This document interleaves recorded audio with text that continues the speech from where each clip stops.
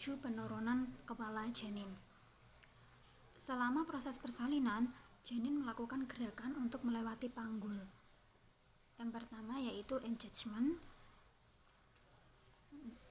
adalah masuknya bagian terbesar kepala janin ke dalam pintu atas panggul. Terjadinya diameter terbesar dari presentasi bagian janin telah memasuki rongga panggul. Keterlibatan telah terjadi ketika bagian terendah janin telah memasuki stasiun 0 atau lebih rendah. Pada nullipara, keterlibatan sering terjadi sebelum persalinan, namun pada multipara, keterlibatan tidak terjadi sampai setelah persalinan dimulai. Selanjutnya adalah descent atau turunnya kepala janin di dalam jalan lahir.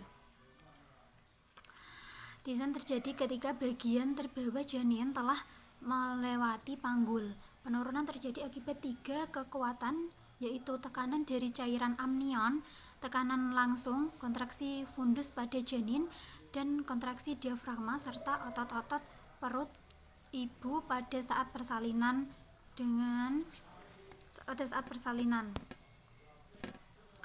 Kemudian selanjutnya ada fleksi. Penurunan kepala menemukan tahanan dari serviks, dinding panggul, dan dasar panggul. Setelah bagian terbawah janin yang diturunkan terpupus oleh serviks, dinding panggul atau dasar panggul dalam keadaan fleksi, normal terjadi dan dagu didekatkan ke arah dada janin. Fleksi ini disebabkan oleh persendian leher, kemudian letak leher bukan di garis tengah, kemudian terjadi perubahan posisi tulang belakang janin yang harus lurus sehingga dagu lebih menempel pada tulang dada janin.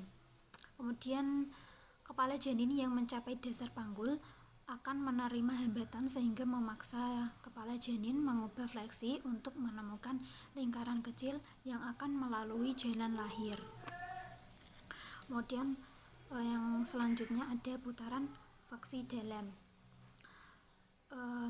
Diameter terpanjang kepala janin akan bersesuaian dengan diameter terpanjang rongga panggul. Putaran faksi dalam dimulai pada bidang setinggi spina ischiadica. Setiap kali terjadi kontraksi, kepala janin diarahkan ke bawah lengkung pubis dan kepala berputar saat mencapai otot panggul. Selanjutnya ada ekstensi. Ekstensi yaitu gerakan kepala janin yang berlawan dan dengan gerakan fleksi, sehingga subocciput sebagai hipolion. Saat kepala janin mencapai perineum, kepala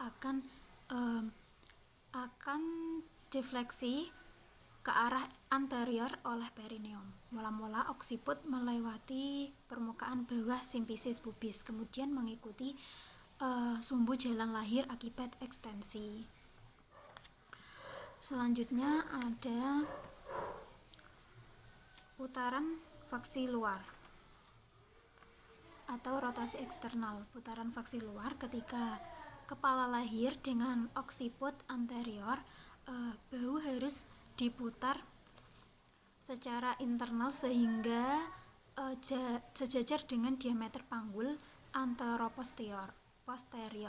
Rotasi eksternal kepala yang menyertai rotasi internal bahu bayi. Kemudian yang terakhir adalah ekspulsi. Ekspulsi adalah lahirnya bagian janin yang lain setelah kepala janin keluar, yaitu lahirnya kedua bahu diikuti oleh lahirnya seluruh badan janin.